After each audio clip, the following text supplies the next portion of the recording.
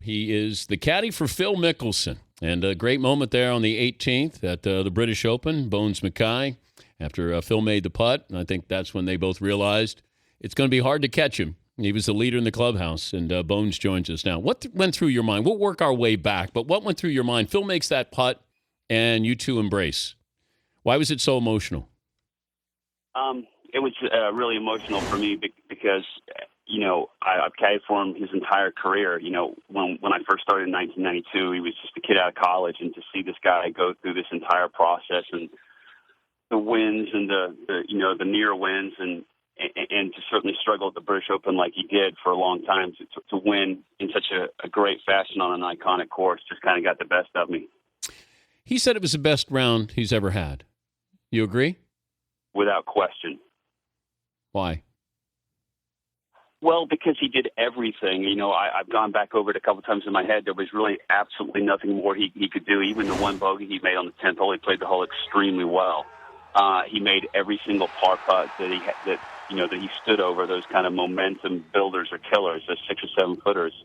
And then when he got the horrible break on 16 and the ball rolled back off the green, he got that ball up and down and went on to birdie 17 and 18. I don't think there's any question it was far and away the best one I've seen him play.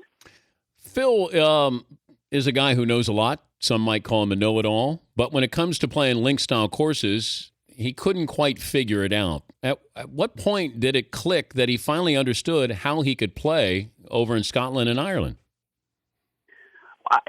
Certainly the adapting to it took longer than he wanted to. A lot of it had to do with ball flight and how he swung the club and how he played the game. And certainly Butch Harmon had a big hand in getting Phil where he ultimately got to. But, it was just a question of working on things, completely differently than he typically does. I mean, he's a power player. He likes to get the ball up in the air and go at pins. And sometimes that doesn't work so well on that links kind of setup, but he got it done last week. How much do you talk to Phil during a round? We talk a lot. There's we're talking about the NFL or we're talking about the Chargers or something. We heard or saw on the radio or TV. He's a very social guy out there. But you try to take his mind off of it. Was there any light moment that you had during Sunday's final round? Not too much. I mean, we're out there playing in a twosome. The pace of play is pretty quick. It was obvious with the way he started out the round that he was going to be in it at the end because he was playing so well. And we were playing with Francesco Molinari, who was doing his thing. We talked a little bit. I mean, we talked walking down the 13th hole with Molinari about the doctor that worked on Phil's wrist several years ago. We were talking about wrist doctors out there. So, just silly things like that. But it was pretty intense, and there wasn't a whole lot to be said that day. What's your role with the leaderboard of Phil finding out, or you finding out, or how that works, especially in a major? I don't have a role, and Phil's a big-time scoreboard watcher typically. If you went up to him when he was leading an event, in contention in an event at almost any time, he could probably recite the leaderboard to you and where he stood and who was ahead of him and who wasn't. So he's a very in-the-moment kind of guy, and he wants to know exactly what he has to do. Talking to Bones Mackay, the caddy for Phil Mickelson, joining us, Dan Patrick Show. Aside from whatever your percentage is with Phil on the winner's paycheck, what do you get for caddying for the British Open champ? A lot of satisfaction. Really, I mean, I'm very grateful to make a nice living working for Phil and all that, but it's incredibly satisfying, just to watch him win it the way he did. And Muirfield is such an iconic golf course. It's in Scotland. There's something to be said for me about winning the British Open when it's played there.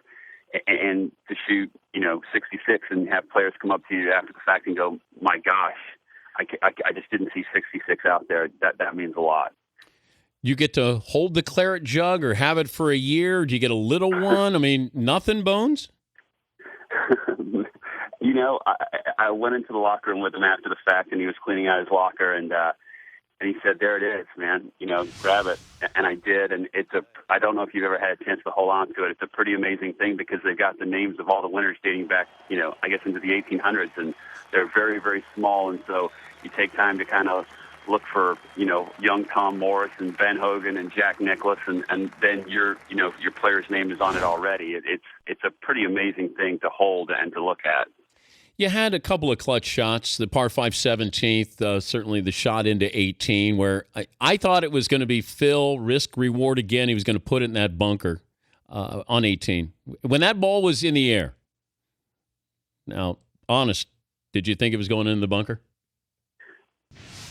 I didn't necessarily think it was going in the bunker. Certainly it was close because the pin was cut close to the left side. It was a really hard left-to-right wind. For Phil to hit a shot there, you knew it was going to be a close call relative to that side of the green. And, I just felt like it was payback for the bad break we got on 16, and he got the good break kind of bouncing off that mound on 18 green. So we'll take it all. It all evens out in the end, hopefully.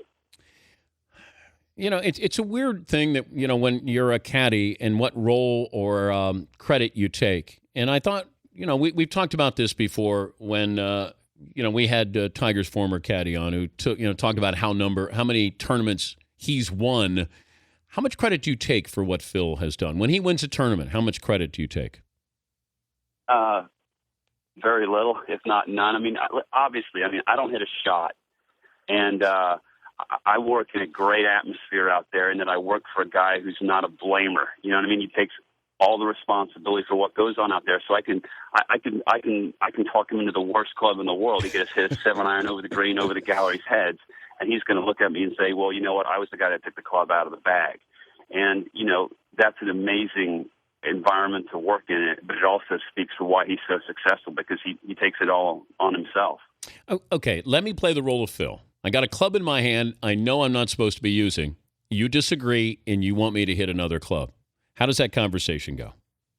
Well, what I would try to do is maybe recall a yardage from earlier in the day and early in the week that matched up to this one where you'd hit X club, X number of yards, and you just kind of, try and talk them out of it by logic. But again, as Phil says, 95% of the time we've been working together so long now we're thinking the exact same thing. So it rarely happens, and you make your case, and then he makes his decision. We also talked about this last time. I said, are you prepared for the day when you get fired? Oh, sure. Yeah, is there a day? Have you ever gone through that scenario where you know that will he move on to another caddy? Or how does that work? Because it's rarity that you guys have been together a long time. It's like marriage. You guys spend a lot of time together. There's no question. Listen, caddies get fired. That's what they do. You obviously know so much about the sports world than I do, but great baseball managers and great head football coaches that everybody gets fired in this particular business. And if Phil called me up this afternoon and said, "Hey, listen, it's been great, but I want to go another direction," I have to respect that because it's what every player has the right to do, and B, I really appreciate him keeping me around for 21 years. A serious question. What does Phil eat during the round, and whose job is it to get that food? He brings a little, he'll bring a little, he's gotten very, very healthy, and he brings some stuff to the course that he eats, and I'll occasionally make a PB&J depending on, where we are and, what part of the world we're in and, how comfortable it is to eat something like that. So we both contributed a little bit. We've got a little, thing in the area in the bag, and if he feels hungry, he looks back there and grabs what he wants. You make his sandwiches occasionally? Yeah, it's a scary thought, and it doesn't go well a lot of the time. But do you have to cut off the crust bones on his PB&J? I don't. I'm much more kind of thinking about how. It's more my PB&J. If he chooses to have a little, it's up to him. If you do get into an argument, what is the argument about? Gee whiz. Something to do with other than golf. I know whether or not we like the movie we saw last night, or whether or not the football game went the way we thought it should. But it wouldn't be about something to do with golf. Could you, if you were my caddy, could you make a difference? Well, probably not. Listen, I will say, you play in pro-ams all the time, and certainly amateurs tend to underclub a lot and things like that.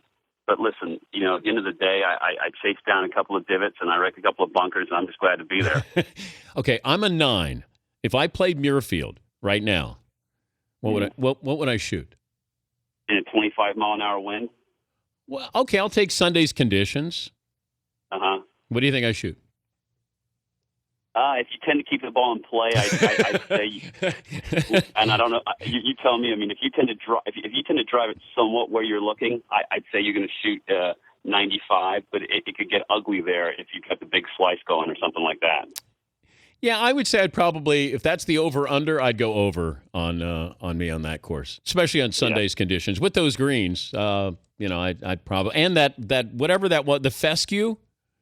Yeah. Yeah. It's ugly. It's ugly stuff. I'm glad I don't have to play there. Yeah. Well, you're a scratch golfer. What would you have shot on Sunday?